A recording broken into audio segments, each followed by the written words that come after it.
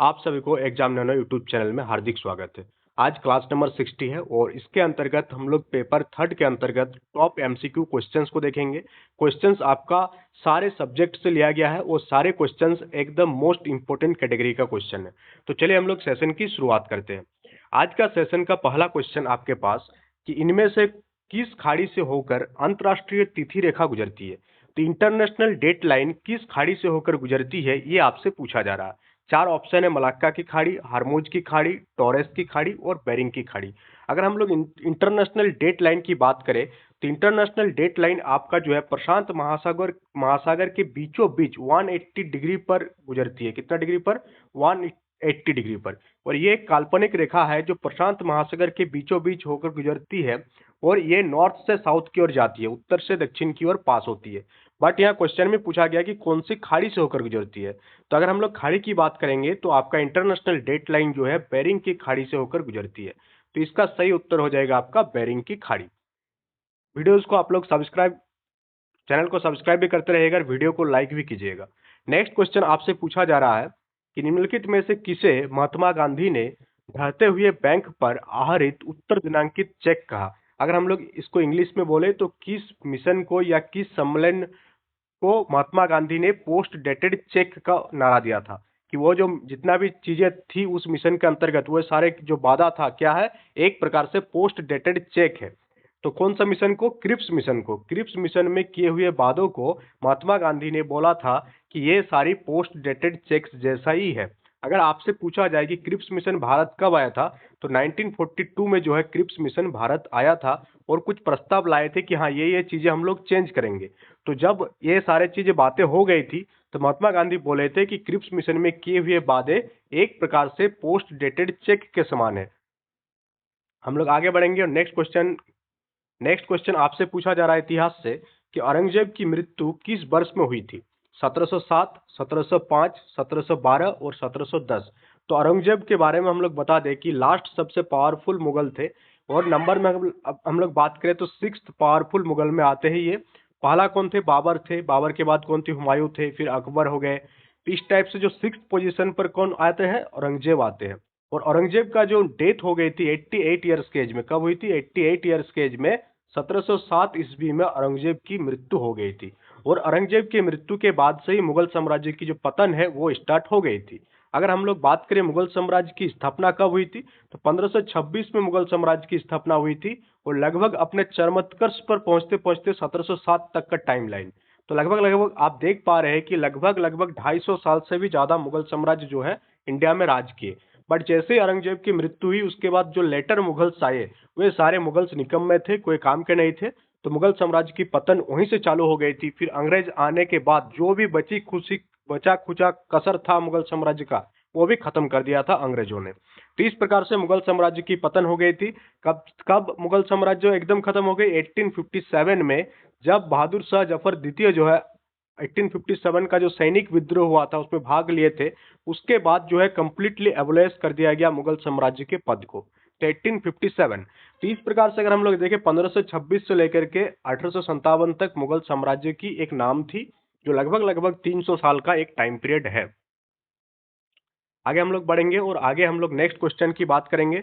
Next question आपका पूछा जा रहा है कि शंकराचार्य ने निम्नलिखित में से किस सिद्धांत का प्रचार किया। तो शंकराचार्य के बारे में हम लोग सभी जानते हैं कि चारों जो धाम है, चारों धामों की जो प्रतिष्ठता है वो कौन है? शंकराचार्य है। और शंकराचार्य को भगवान शिव का एक रूप भी माना जाता है।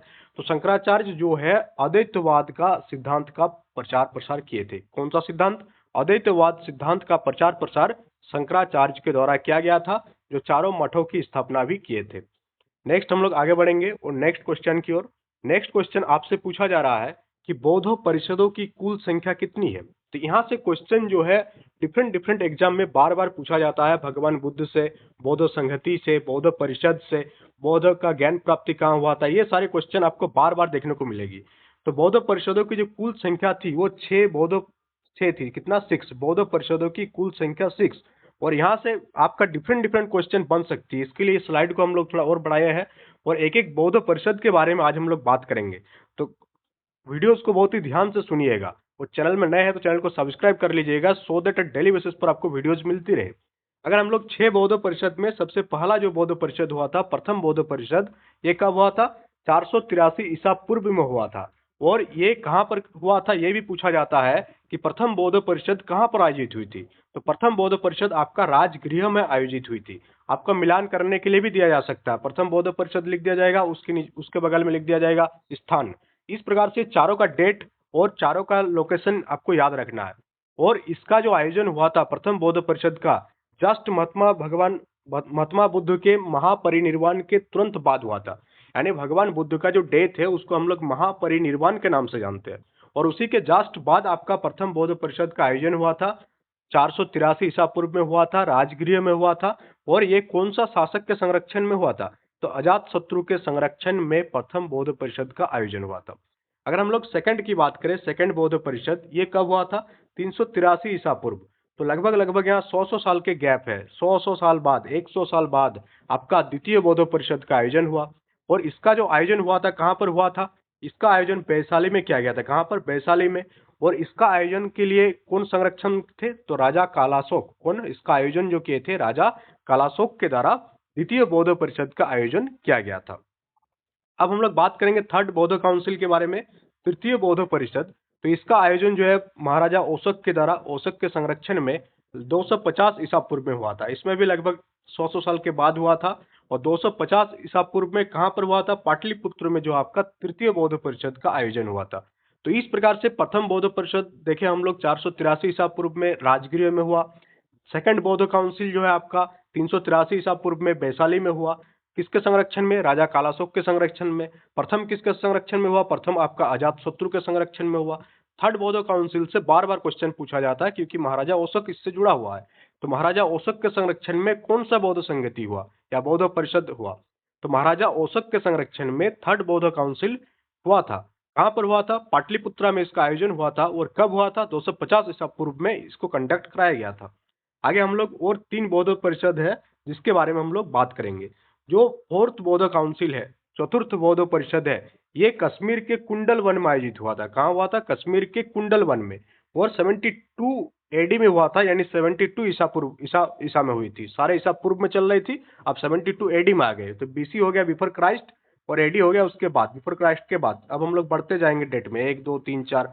बीसी में क्या होता है? कम होते जाता है। आप देखिए अभी 383 से 250 में आए हम लोग। अब हम लोग देखें कि 250 ईसा पूर्व में अशोक के द्वारा पाटलिपुत्रा में हुआ। उसके बाद लगभग लगभग 300 साल के गैप के बाद फोर्थ बौद्ध काउंसिल हुआ कश्मीर के कुंडल वन में। कहां पर? कश्मीर के कुंडल वन में। और इसका आयोजन जो किया था कुषाण शासक कनिष्क के संरक्षण में इसका आयोजन हुआ था।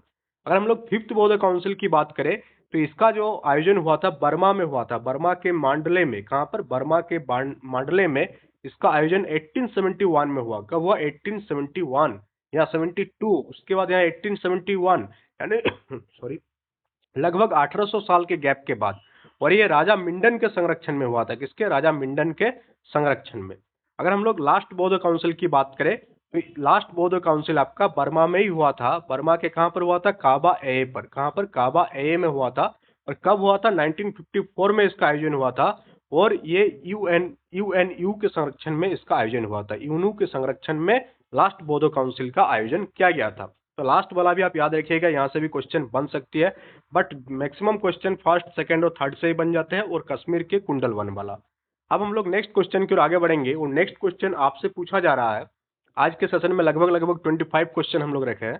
क्वेश्चन आपसे क्या पूछा जा रहा है कि निम्नलिखित सिंधु सभ्यता स्थलों में से महान स्नानागार डैश में पाया गया है। तो महान स्नानागार कहाँ पर पाया गया है? हड़प्पा, मोहनजोदड़ो, कालीबंगा या धोलेवेरा।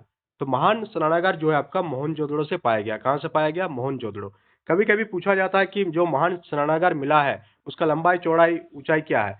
तो 11.88 मीटर उसका लंबाई है जो महान स्नानागार है। उसकी अगर हम लोग चौड़ाई की बात करेंगे तो चौड़ाई आपका जो हो जाएगा 7.01 मीटर उसका चौड़ाई हो जाएगा। अगर हम लोग उसका ऊंचाई की बात करेंगे, डेप्थ की बात करेंगे, तो 2.43 मीटर उसका डेप्थ हो जाएगा। नेक्स्ट क्वेश्चन की ओर आगे बढ़ेंगे हम लोग। और नेक्स्ट क्वेश्चन आपसे पूछा जा रहा है कि निम्नलिखित में से किस भारतीय राज्य में कॉफी का उत्पादन सबसे अधिक होता है? तो कर्नाटक राज्य में कॉफी का उत्पादन सबसे अधिक होता है। नेक्स्ट क्वेश्चन की ओर आगे बढ़ेंगे हम लोग। और नेक्स्ट क्वेश्चन आपका इकोनॉमिक्स से पूछा जा रहा है यहाँ पर कि बैंकिंग क्षेत्र में, बैंकिंग फील्ड में CRR का पूरा रूप फुल फॉर्म क्या है? तो CRR का फुल फॉर्म क्या है? कैश रिजर्व रेशियो, यानी कि नकद आरक्षित अनुपात। ऑप्शन नंबर सी इसका सही उत्तर हो जाएगा। नेक्स्ट क्वेश्चन की ओर आगे बढ़ेंगे हम लोग, और नेक्स्ट क्वेश्चन आपसे पूछा जा रहा है कि निम्नलिखित कथनों पर विचार करें। पहला कथन क्या है आपका कि भुगतान बैंकों का खोला जाना। सेकंड स्टेटमेंट क्या है? बैंकों का राष्ट्रीयकरण। थर्ड स्टेटमेंट क्या है? मुद्रा ऋण योजना। और फोर्थ स्टेटमेंट क्या है? अटल पेंशन योजना। तो ये सारे जो प्रोग्राम है कौन से वित्तीय समावेशन प्रक्रिया का भाग है? तो आप यहाँ देख पा रहे हैं ये सारे जो योजनाएं है, सारे जो कार्यक्रम है, सारे जो प्रोग्राम है, ये सारे के सारे वित्तीय समावेशन का ही एक भाग है। तो इसका आंसर हो जाएगा उपयुक्त तो सभी। चारों योजनाएं या चारों कार्यक्रम वित्तीय समावेशन का भाग है। नेक्स्ट क्वेश्चन की ओर आगे बढ़ेंगे हम लोग, और नेक्स्ट क्वेश्चन आपसे पूछा जा रहा है कि विश्व बैंक का पूरा नाम क्या है? वर्ल्ड बैंक जो है उसका पूरा नाम आपसे पूछा जा रहा है। इससे पहले के क्लास में हम बताए थे आपको कि वर्ल्ड बैंक का हेडक्वार्टर कहाँ है। कमेंट बॉक्स में आप कमेंट करके बताएंगे कि वर्ल्ड बैंक का हेडक्वार्टर कहाँ है। रेगुलर क्लास लेने का यही आपको फायदा होगा कि बहुत सारी चीजें आपको क्लियर होती चली जाएगी और आप तुरंत उसका आंसर कर सकते हैं। तो विश्व बैंक का जो पूरा नाम है वो क्या है? अंतरराष्ट्रीय पुनर्निर्माण और विकास बैंक। क्या है? अंतरराष्ट्रीय पुनर्निर्माण और विकास बैंक विश्व बैंक का पूरा नाम है। नेक्स्ट क्वेश्चन की ओर आगे बढ़ेंगे हम लोग, और नेक्स्ट क्वेश्चन आपसे पूछा जा रहा है कि संघ सरकार ने हाल ही में प्रधानमंत्री सुरक्षा बीमा योजना, कौन सा? प्रधानमंत्री सुरक्षा बीमा योजना PSBY, प्रधानमंत्री सुरक्षा बीमा योजना की प्रारंभ की। इस योजना के लिए प्रति वर्ष प्रीमियम की राशि क्या है? ये जो प्रधानमंत्री सुरक्षा बीमा योजना है इसमें हर साल आपको एक अमाउंट पे करना है और आपका बीमा कंप्लीट हो जाएगा। तो अगर हम लोग बात करें कि इसको लॉन्च कब किया गया था, तो प्रधानमंत्री सुरक्षा बीमा योजना को 9 मई 2015, कब? 9 मई 2015 को लॉन्च किया गया था कोलकाता से। कहां से? कोलकाता से प्रधानमंत्री नरेंद्र मोदी ने इसका लॉन्च किए थे। और इसका जो प्रीमियम की राशि है वो कितना है? 12 रुपीज पर ईयर है। कितना? 12 रुपया देना है आपको हर साल, और आप उस बीमा के अंतर्गत आ जाएंगे। बीमा का नाम क्या है? PSBI, प्रधानमंत्री सुरक्षा बीमा योजना। नेक्स्ट क्वेश्चन पर हम लोग आगे बढ़ेंगे और बात करेंगे कि समुदाय की भूमिका को क्या कहते हैं? जो कम्युनिटी होती है उसका जो रोल होता है उसको हम लोग क्या कहते हैं? रोल नहीं, सॉरी, भूमि मतलब लैंड। या समुदाय की भूमि को क्या कहते हैं? तो समुदाय की भूमि को हम लोग सार्वजनिक संपत्ति संसाधन कहते हैं। तो समुदाय की जो जमीन होती है उसे हम लोग सार्वजनिक संपत्ति संसाधन के नाम से जानते हैं। नेक्स्ट क्वेश्चन की ओर आगे बढ़ेंगे, और नेक्स्ट क्वेश्चन आपसे पूछा जा रहा है सेंसस से कि जनगणना 2011 के अनुसार भारत का कौन तीसरा सर्वाधिक साक्षर राज्य अथवा केंद्र शासित प्रदेश है? तो कौन सा राज्य सर्वाधिक साक्षर राज्य है अगर आपसे पूछ दिया जाए, बट यहाँ पूछा तीसरा, आपको थर्ड नंबर वाला बताना। तो सबसे पहला जो है वो है केरल। सबसे सबसे साक्षर जो राज्य है वो है आपका केरल। केरल के बाद कौन सबसे साक्षर राज्य है? तो केरल के बाद सबसे साक्षर राज्य नहीं बोल सकते हम लोग, इसको यूनियन टेरिटरी बोलेंगे। तो लक्षद्वीप कौन सा हो जाएगा? लक्षद्वीप जो है आपका सेकंड नंबर पर आता है। और थर्ड नंबर पर आपका आ जाता है कौन सा? थर्ड नंबर पर आपका आ जाएगा मिजोरम। तो पहला कौन आ जाएगा? पहला सबसे साक्षर केरल, सेकंड नंबर पर लक्षद्वीप, और थर्ड नंबर आपका मिजोरम। एक क्रम भी आप याद रखिए, क्रम भी पूछ दिया जाता है कभी कभी। नेक्स्ट क्वेश्चन आपका साइंस से कि जब मीठे सोडे को गर्म किया जाता है तो कौन सी गैस निकलती है? अगर हम लोग बात करें मीठे सोडा यानी कि बेकिंग सोडा को ही हम लोग कभी कभी मीठे सोडे के नाम से भी जानते हैं, खाने की सोडा, मीठे soda, baking soda. Baking soda का जो केमिकल फॉर्मूला है वो क्या है? NaHCO3। क्या है? Sodium hydrogen bicarbonate. Sodium hydrogen bicarbonate NaHCO3। इसको जब हम लोग गर्म करेंगे तो क्या बनेगा? अगर आप इस रिएक्शन को देखेंगे तो इसमें पहले हम लोग लगा देंगे 2NaHCO3, फिर इसको जब हम लोग गर्म करेंगे तो बनेगा sodium carbonate Na2CO3। Sodium carbonate किसका फॉर्मूला है? Na2CO3 किसका फॉर्मूला है? सोडियम कार्बोनेट का। और इसके साथ साथ क्या निकलेगी? जल निकलेगी। क्या निकलेगी? H2O। और H2O के साथ साथ एक गैस भी रिलीज होगी, और कौन सा गैस रिलीज होगी? वो आपका होगी कार्बन डाइऑक्साइड। तो इसका सही उत्तर हो जाएगा ऑप्शन नंबर ए, कि जब मीठे सोडे को गर्म किया जाता है, मीठे सोडा यानी NaHCO3, सोडियम हाइड्रोजन कार्बोनेट, जब हम लोग इसको गर्म करते हैं, फिर गर्म करते हैं तो सोडियम कार्बोनेट, जल और कार्बन डाइऑक्साइड गैस रिलीज होती है। नेक्स्ट क्वेश्चन की ओर आगे बढ़ेंगे हम लोग। सेशन को लाइक भी आप लोग करते रहिएगा, चैनल में नए हैं तो चैनल को ज्वाइन कर लीजिएगा सो दैट डेली बेसिस पर आपको वीडियोस मिलती रहे। सेशन कैसा लग रहा है इसका फीडबैक जरूर दीजिएगा कमेंट बॉक्स में कमेंट करके। एग्जाम तक आपका बहुत ज्यादा क्वेश्चन रिवीजन हो जाएगा। जीके जीएस के लिए आपको कोई टेंशन नहीं लेना है। बाकी मैथ का भी हम लोग प्लानिंग कर रहे हैं, मैथ का भी सेशन आपको बहुत जल्द देखने को मिलेगा। क्या क्वेश्चन आपसे पूछा जा रहा है कि निम्नलिखित में से कौन सा कोशिका निकाय कोशिका में प्रोटीन के संश्लेषण के लिए उत्तरदायी है। यानी कोशिका निकाय बोले तो कोशिकांग, यानी कोशिका के अंदर जो पार्टिकल्स पाए जाते हैं उसे हम लोग कोशिकांग कहते हैं। तो ये कौन सा कोशिकांग जो है प्रोटीन के संश्लेषण के लिए रेस्पॉन्सिबल है। तो प्रोटीन के संश्लेषण के लिए कौन रेस्पॉन्सिबल है, राइबोसोम। कौन, राइबोसोम जो है आपका प्रोटीन संश्लेषण के लिए रेस्पॉन्सिबल है। तो इसका सही उत्तर ऑप्शन नंबर बी हो जाएगा। हम लोग आगे बढ़ेंगे और आगे आपके लिए और लगभग 7-8 क्वेश्चन है, क्योंकि 25 क्वेश्चन हम लोग डिस्कस करेंगे आज के सेशन में। कि उस वैज्ञानिक का नाम बताइए, उस साइंटिस्ट का नाम बताइए जिन्होंने चेचक के विरुद्ध, चेचक यानी कि जिसे हम लोग स्मॉल पॉक्स या चिकन पॉक्स के भी नाम से जानते हैं, चेचक के विरुद्ध मनुष्यों के प्रतिरक्षण की विधि यानी चेचक न हो इसके लिए जो टीका के आविष्कार किए थे, कौन सा साइंटिस्ट के द्वारा किया गया था। तो एडवर्ड जेनर के द्वारा जो है चेचक के टीके का खोज किया गया था। इसका सही उत्तर क्या हो जाएगा, एडवर्ड जेनर इसका एकदम सही उत्तर हो जाएगा। नेक्स्ट क्वेश्चन आपसे पूछा जा रहा है कि निम्नलिखित में से किसे पादप वर्ग का उभयचर कहा जाता है। पादप वर्ग का उभयचर किसे कहा जाता है। तो ब्रायोफाइटा को जो है पादप वर्ग का उभयचर कहा जाता है। ऑप्शन नंबर डी इसका सही उत्तर हो जाएगा। नेक्स्ट क्वेश्चन की ओर आगे बढ़ेंगे उससे पहले अगर आप चैनल में नए हैं तो चैनल को सब्सक्राइब कर लीजिएगा, सो दैट आपको जो नोटिफिकेशन, जब भी वीडियो डाले आपको नोटिफिकेशन मिल जाए और आपका प्रिपरेशन एक बेहतर ढंग से हो। मेरे तरफ से आप लोगों से एक ही एक्सपेक्टेशन है कि आप लोग वीडियो को ज़्यादा से ज़्यादा शेयर कीजिएगा, सो दैट इसका रीच बढ़े, और वीडियो को आप लोग लाइक भी कीजिएगा, और फीडबैक के तौर पर आप लोग कमेंट बॉक्स में कमेंट प्रोवाइड कीजिएगा, so that I can understand कि हाँ किधर क्या चल रहा है, किधर क्या समझ में आ रहा है, किसी को कि समझ में नहीं आ रहा। तो ये सारे चीज़ें आपको फीडबैक के माध्यम से ही हमको पता चल सकती है। तो इसलिए आप लोग चैनल को सब्सक्राइब कीजिए और वीडियो को लाइक कीजिए। नेक्स्ट क्वेश्चन की ओर हम लोग आगे बढ़ेंगे और नेक्स्ट क्वेश्चन आपके पास है कि डैश फलीदार फसल का एक उदाहरण है, ज्वार, मक्का, चावल या दाल। तो दाल जो है आपका एक फलीदार फसल का एक एग्जाम्पल है। दाल क्या है, एक फलीदार फसल का एग्जाम्पल है। नेक्स्ट क्वेश्चन आपके पास कि रेगिस्तानी पौधों में प्रकाश संश्लेषण किस में होता है। हम लोग सभी जानते हैं कि प्रकाश संश्लेषण जनरली किस में होता है, आपका पत्तियों के माध्यम से होता है। प्रकाश संश्लेषण के लिए क्लोरोफिल की आवश्यकता होती है, पत्तियों में सूर्य प्रकाश की आवश्यकता होती है, जड़ से पानी का ग्रहण करते हैं। बट यहाँ पूछा जा रहा है कि जब रेगिस्तानी पौधे जो होती है, उन सारे पौधों में प्रकाश संश्लेषण कहाँ पर होती है, शाखाओं में होती है, जड़ में होती है, पत्ती में होती है कि तना में होती है। तो जो रेगिस्तानी पौधे होते हैं उसमें जो होती है जो प्रकाश संश्लेषण है वो तने में होती है। किसमें होती है, तना में, क्योंकि वहां पर जो होती है बाष्पोत्सर्जन की क्रिया बहुत तेज होती है। कहां पर, रेगिस्तान में।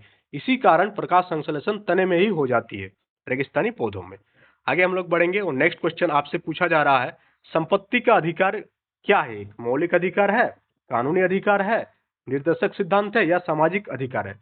तो आपको बता दें कि पहले जब संविधान बना था उस टाइम संपत्ति का अधिकार जो है किसके अंतर्गत आती थी, मौलिक अधिकार के अंतर्गत, फंडामेंटल जो राइट्स है उसके अंतर्गत आती थी। बट आपका एक संविधान संशोधन हुआ, 44th संविधान संशोधन, कौन सा, 44th कॉन्स्टिट्यूशनल अमेंडमेंट हुआ, और ये कब हुआ था, 1978 में। 1978 में भारतीय संविधान में एक संशोधन हुआ।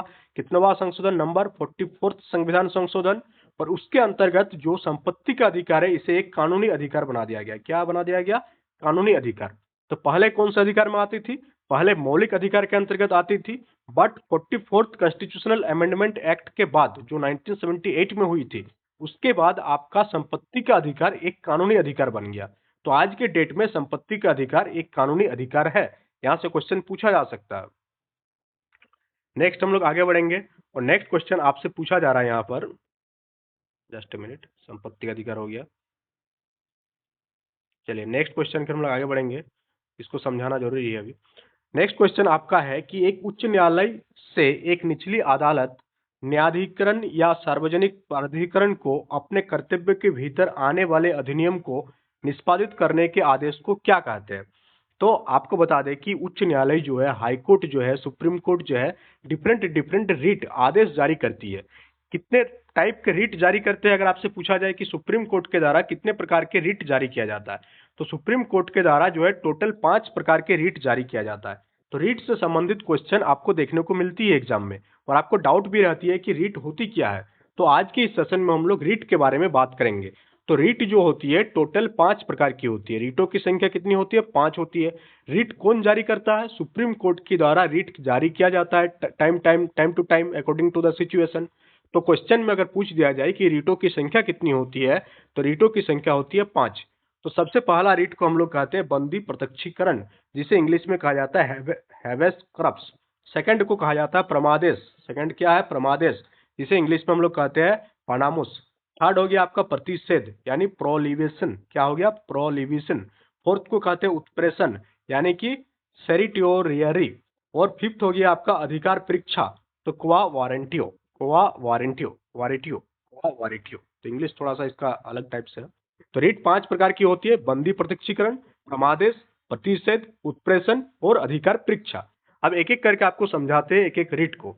तो सबसे पहले हम लोग बात करेंगे बंदी प्रत्यक्षीकरण क्या होती है और इसमें किस कारण ये रीट जारी किया जाता है। तो सबसे पहले हम लोग बात करेंगे बंदी प्रत्यक्षीकरण। तो इसमें क्या होता है आप देखेंगे, बढ़िया से सुनेंगे इसको पहले, कि इसके द्वारा न्यायालय किसी गिरफ्तार व्यक्ति को न्यायालय के सामने प्रस्तुत करने का आदेश देता है। इस रीट के द्वारा न्यायालय जो है, जो हाईकोर्ट है आपका, वो किसी गिरफ्तार व्यक्ति, कोई व्यक्ति को गिरफ्तार किया गया तो उसको कहां पर पेश करना होगा? न्यायालय में पेश करना होगा। तो ये आदेश किस रीट के माध्यम से दिया जाता है? तो ये आपका बंदी प्रत्यक्षीकरण रीट के माध्यम से ये आदेश दिया जाता है।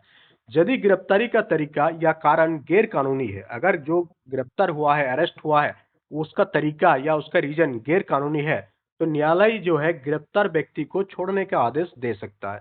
तो ये जो है न्यायालय किसी गिरफ्तार व्यक्ति को न्यायालय के सामने प्रस्तुत करने का जो आदेश देता है, ये कौन सा रीट के अंतर्गत देती है? ये आपका बंदी प्रत्यक्षीकरण रीट के अंतर्गत दिया जाता है। तो एक नंबर वाला आपका क्लियर हो गया। अब हम लोग सेकंड की बात करेंगे। सेकंड का नाम है प्रमादेश। क्या है? प्रमादेश। प्रमादेश कब जारी किया जाता है? अब सुनिएगा इसको। जब कोई पदाधिकारी यानी जब कोई ऑफिसर अपने सार्वजनिक पद का निर्वाह नहीं करता है, कोई ऑफिसर है, सरकारी ऑफिसर है, वो अगर अपना जो सार्वजनिक पद का जो भी काम है उसको अगर निर्वाह नहीं कर रहे हैं, उस काम को नहीं कर रहे हैं, तो पदाधिकारी को उसके कर्तव्य का पालन करने के लिए प्रमादेश जारी किया जाता है। तो उस पदाधिकारी को यह बताया जाता है कि आप अपने कर्तव्यों का पालन करें। तो इसके लिए एक रीट जारी किया जाता है और उसको हम लोग प्रमादेश के नाम से जानते हैं। किसके नाम से? प्रमादेश के नाम से। पहला रीट क्या था? गिरफ्तारी से संबंधित था। सेकंड रीट क्या हो गया आपका? कोई पदाधिकारी अपना कर्तव्य का निर्वाह नहीं कर रहे हैं, तो उसे यह बताया जाता है उस पदाधिकारी को कि आप अपने कर्तव्यों का निर्वाह करें, कर्तव्यों का पालन करें। तो ये दूसरा रीट भी आपका क्लियर हो गया। अब हम लोग थर्ड रीट की ओर जाएंगे। और थर्ड रीट का नाम क्या है? तो थर्ड रीट का आपका नाम है प्रतिषेध लेख। थर्ड रीट का नाम क्या है? प्रतिषेध लेख। तो जब कोई निचली अदालत, यहाँ आप ध्यान से सुनेंगे, जब कोई निचली अदालत अपने अधिकार क्षेत्र का अतिक्रमण करके किसी मुकदमे का सुनवाई करती है, तो ऊपर की अदालतें उसे ऐसा करने से रोकने के लिए निषेध जारी करते हैं। मान लेते हैं कोई निचली अदालत है और वो अपने अधिकार क्षेत्र से बाहर जाकर कोई मुकदमा का सुनवाई कर देती है, तो जो हायर कोर्ट होती है यानी निचली अदालत से ऊपर में जो भी अदालत होंगे, वे क्या करेंगे? उस चीज को रोकने के लिए ऊपर की अदालत क्या जारी करेगा? एक प्रतिषेध लेख, एक रीट जारी करेगा, जिसे हम लोग निषेध आदेश या प्रतिषेध लेख के नाम से जानते हैं। तो थर्ड रीट आपको समझ में आ गया। कब जारी किया जाएगा? एक निचली अदालत जब अपने अधिकार क्षेत्र से बाहर जाकर काम करेगा, तो ऊपरी अदालत उस काम को रोकने के लिए एक रीट जारी करेगा और उस रीट को हम लोग प्रतिषेध लेख के नाम से जानते हैं। नेक्स्ट क्वेश्चन की ओर आगे बढ़ेंगे हम लोग। सॉरी, नेक्स्ट क्वेश्चन नहीं, नेक्स्ट रीट की ओर। नेक्स्ट रीट आपका हो गया अधिकार परीक्षा। क्या हो गया? अधिकार परीक्षा। तो अधिकार परीक्षा कब जारी किया जाता है? जब न्यायालय को लगता है कि कोई व्यक्ति ऐसे पद पर नियुक्त हो गया है जिस पर उसका कोई भी कानूनी हक नहीं है। ऐसा देखा गया बहुत बार कि कोई पद है, उस पर एक ऐसा व्यक्ति नियुक्त हो गया है जिस पर उसका कोई भी लीगल राइट नहीं है, कोई भी कानूनी हक नहीं है। तो न्यायालय क्या करेंगे? एक रीट जारी करेगा, जिसे हम लोग अधिकार परीक्षा आदेश के नाम से जानते हैं। जारी करके उसे उस पद पर कार्य करने को रोकता है, उसे उस पद पर कार्य करने से रोक देता है। तो अधिकार परीक्षा आपको समझ में आ गया कि न्यायालय कब जारी करेगा? जब कोई व्यक्ति बिना कोई लीगल राइट्स का कोई पोस्ट को ऑक्युपाई कर लेंगे, तो उसे उस पोस्ट को खाली करने के लिए बोलेंगे कौन? न्यायालय। और जो रीट के थ्रू ये बात होगी उसे हम लोग कहेंगे अधिकार परीक्षा। अब ये बहुत टफ टर्म है, ये सारे टर्म समझाना और समझना दोनों ही टफ टर्म है, इसलिए आपको थोड़ा बोरिंग लग सकती है, बट 2-3 बार वीडियो को देखेंगे तो सारा आपका क्लियर हो जाएगा। सबसे लास्ट रीट जो जारी किया जाता है वो है उत्प्रेषण रीट। तो इसके द्वारा जो है अधीनस्थ न्यायालय को, जो अधीनस्थ न्यायालय होती है, इसके द्वारा अधीनस्थ न्यायालय को यह निर्देश दिया जाता है कि वे अपने पास लंबित मुकदमों के न्याय निर्णय के लिए उसे उच्चतर न्यायालय को भेज दें। यानी कि ये उत्प्रेषण रिट जो है, जो लोअर न्यायालय होती है, वहां पर जारी किया जाता है कि आपके पास जो भी लंबित मुकदमे हैं उसे आप क्या करें, न्याय के लिए या उसके प्रोसेस के लिए आप कहां पर भेज दें, उच्चतर न्यायालय को भेज दें। जो भी अधीनस्थ न्यायालय होंगे, अगर वहां पर कोई मुकदमा लंबे समय से लंबित है तो वो क्या बोलेंगे कि आप ये सारे मुकदमे को कहां भेज दें, उच्चतर न्यायालय भेज दें। इस प्रकार से टोटल 5 रीट जारी किया जाता है। तो ये पांचों रीट आपको समझ में आ गया होगा। और आज का सेशन का लास्ट क्वेश्चन आपका क्या होगा, ये रीट आपका समझ में आ गया। नेक्स्ट आपका, रीट वाला का आंसर नहीं दिया ना, तो रीट का क्वेश्चन क्या था आपका कि एक उच्च न्यायालय क्या कर रहा है, एक निचली अदालत न्यायाधिकरण या सार्वजनिक प्राधिकरण को अपने कर्तव्य के भीतर आने वाले अधिनियम को निष्पादित करने के आदेश को हम लोग किस नाम से जानेंगे, परमादेश रीट के नाम से जानेंगे। और नेक्स्ट क्वेश्चन आपके होमवर्क के लिए, नेक्स्ट क्वेश्चन आपसे पूछा जा रहा है कि निम्नलिखित में से कौन सा विश्व का सबसे बड़ा कोरल रीफ तंत्र है, new Caledonia reef, great barrier reef, Florida reef या रेड सी कोरल रीफ। तो कौन सा रीफ जो आपका विश्व का सबसे बड़ा कोरल रीफ तंत्र है, ये आपको होमवर्क में है। कमेंट बॉक्स में कमेंट करके इसका आंसर बताना है। इसका आंसर कल के वीडियो में आपको मिल जाएगा। तो आपका आज का सेशन आपको कैसा लगा, ये कमेंट बॉक्स में कमेंट करके बताना है। और आज का सेशन थोड़ा लंबी हो गई, और नेक्स्ट सेशन में हम लोग आगे और भी बातें करेंगे, और भी बेहतर से बेहतर क्वेश्चन आपके लिए लेकर आएंगे। आप लोग खाली चैनल को सब्सक्राइब कर लीजिएगा और वीडियो को ज़्यादा से ज़्यादा लाइक कीजिएगा। So that's all for today. Thank you for attending the session.